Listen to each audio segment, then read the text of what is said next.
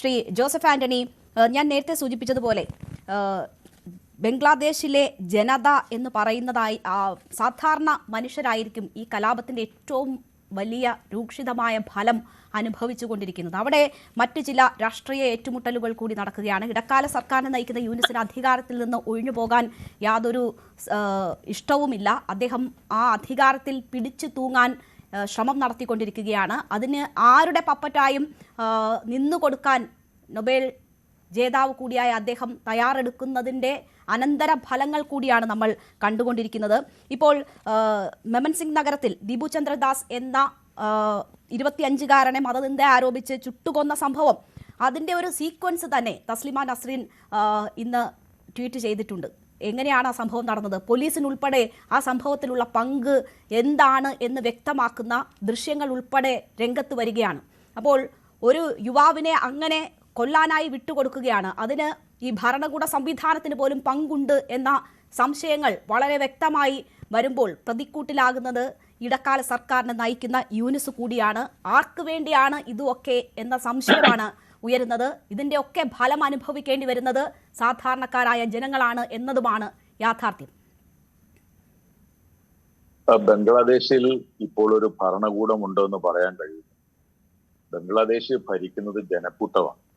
ജനക്കൂട്ടം എന്ന് പറഞ്ഞാൽ ഒരു പ്രത്യേകമായ പ്രത്യയശാസ്ത്രത്താൽ നയിക്കപ്പെടുന്ന നേരത്തെ നിലനിന്നിരുന്ന ഭരണകൂടത്തിനെതിരായിട്ട് ഏതെല്ലാം തരത്തിലുള്ള വികാരങ്ങൾ ആളിക്കത്തിക്കാമോ അത് ചെയ്യുന്ന, അതോടൊപ്പം ഇന്ത്യ എന്ന് പറയുന്ന അയൽരാജ്യത്തിനെതിരായിട്ട് എന്തെല്ലാം തരത്തിലുള്ള വിമർശനങ്ങൾ ഉന്നയിക്കാമോ, വികാരങ്ങൾ ആളിക്കത്തിക്കാമോ, അങ്ങനെയൊക്കെ ചെയ്യുന്ന ഒരു ഭരണകൂടം, ഒരു ജനക്കൂട്ടം, ഒരു ആൾക്കൂട്ടമാണ് ബംഗ്ലാദേശിനെ നിയന്ത്രിക്കുന്നത്. അതിന്റെ ഏറ്റവും പ്രധാനപ്പെട്ട തെളിവാണ് ഭരണകൂടത്തിന്റെ സാന്നിധ്യത്തിൽ ഭരണകൂടം നിഷ്ക്രിയമായി നിൽക്കവേ അവിടുത്തെ ബംഗ്ലാദേശി പൗരൻ കൂടിയായിട്ടുള്ള ഒരു മൈനോറിറ്റി കമ്മ്യൂണിറ്റിയിലെ ആളിനെ അതിനിഷ്ഠൂരമായി മനുഷ്യ മനസാക്ഷി മരവിക്കുന്ന തരത്തിൽ നിഷ്ഠൂരമായി കൊലപ്പെട്ടു എന്ന് കാണാൻ കഴിയും. അപ്പൊ ഇങ്ങനെ ഇത് ഒരു വശത്ത് നടക്കുമ്പോൾ എന്താ അപ്പുറത്ത് നടക്കുന്നത്? ഇപ്പോ ഉസ്മാൻ ഖാദിയുടെ സംസ്കാര ചടങ്ങിൽ പങ്കെടുത്തുകൊണ്ട് അവിടുത്തെ പ്രസിഡന്റായിട്ടുള്ള, അതായത് ചീഫ് അഡ്വൈസർ ആയിട്ടുള്ള മുഹമ്മദ് യൂനിസ് പറയുന്നത്, ഈ ഇദ്ദേഹം ആദ്യം മുന്നോട്ട് വെച്ച പ്രത്യയശാസ്ത്രങ്ങൾ തലമുറകളോളം തുടരും എന്ന് പറയുന്നത് വളരെ ആപത്ത് നിറഞ്ഞതാണ്. ഇന്ത്യയെ സംബന്ധിച്ച് വളരെ അപകട സൂചനകൾ ഉള്ളതാണ്. നമ്മൾ മനസ്സിലാക്കേണ്ട ഒരു കാര്യം, മുഹമ്മദ് യൂനിസ് എന്ന് പറയുന്ന ഒരാളിന് ജനകീയ പിന്തുണയുള്ള ഒരാളല്ല. അദ്ദേഹത്തെ അവിടുത്തെ അവിടെ നടന്ന വിദ്യാർത്ഥി സംഘർഷത്തിന്റെ ഫലമായിട്ട് അവർക്കെല്ലാവർക്കും യോജിക്കാവുന്ന ഒരാളെന്നുള്ള നിലയ്ക്ക്, അവർക്ക് ഭാവിയിൽ യാതൊരുവിധ ബുദ്ധിമുട്ടും ഉണ്ടാകാത്ത തരത്തിലുള്ള ആളെന്നുള്ള നിലയ്ക്ക് മാത്രമാണ് അദ്ദേഹത്തെ അവിടെ അഡ്വൈസറായിട്ട് പ്രതിഷ്ഠിച്ചത്. നമുക്കെല്ലാവർക്കും അറിയാം, ഈ സമാധാനത്തിനുള്ള നൊബേൽ സമ്മാനം കിട്ടുക എന്നൊക്കെ പറഞ്ഞാൽ അവരെല്ലാം സമാധാനവാദികളൊന്നും അല്ല. എന്നാൽ അതിന്റെ ഏറ്റവും നല്ല ഉദാഹരണം ഇപ്പൊ ഈ അടുത്ത കാലത്ത് ഈ ഏറ്റവും അവസാനം സമാധാനത്തിനുള്ള നൊബേൽ സമ്മാനം കിട്ടിയ മരിയ മെച്ചാഡോ എന്ന് പറയുന്ന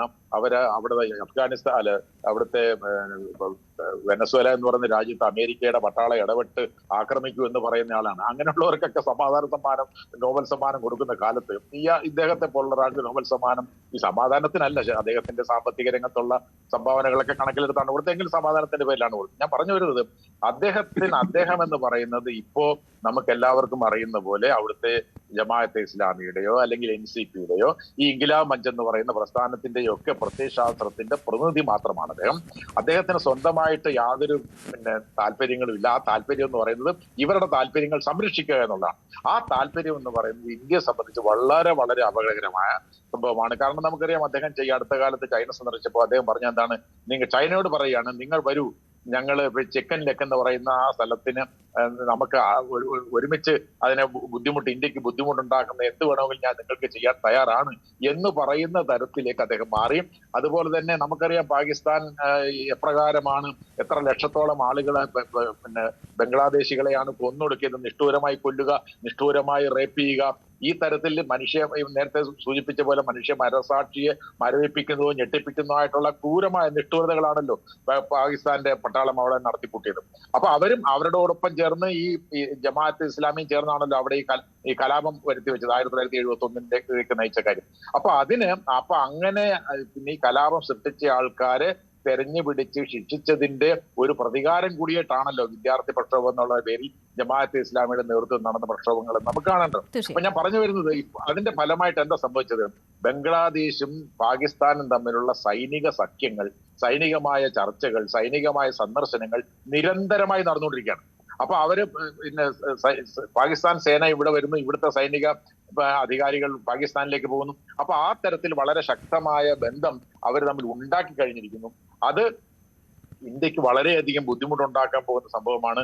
അതുകൊണ്ട് ഈ പറഞ്ഞ തരത്തിലുള്ള യൂനുസിന്റെ ഈ നിലപാടും അല്ലെങ്കിൽ പാകിസ്ഥാന്റെ അവിടുത്തെ ശക്തമായി വരുന്ന സാന്നിധ്യവും ഈ ജമാഅത്തെ ഇസ്ലാമി പോലെയുള്ള പ്രസ്ഥാനം അവിടെ വരുന്ന പിന്നെ മുൻകൈയും എല്ലാം ഇവിടെ ഫെബ്രുവരി നടക്കാൻ പോകുന്ന തെരഞ്ഞെടുപ്പിനെ അട്ടിമറിച്ചുകൊണ്ട് കൂടുതലായി ബംഗ്ലാദേശി നാഷണലിസ്റ്റ് പാർട്ടി ഉൾപ്പെടെയുള്ള പാർട്ടിയെ മാർജിനലൈസ് ചെയ്തുകൊണ്ട് അധികാരം പൂർണ്ണമായും ഈ ജമാഅത്തെ ഇസ്ലാമിയുടെ കൈപ്പിടിയിൽ ഒതുക്കാനും ഉള്ള ഒരു വളരെ പ്രധാനപ്പെട്ട നീക്കമായിട്ട് നമ്മൾ ഈ വിഷയത്തെ കാണാം. തീർച്ചയായും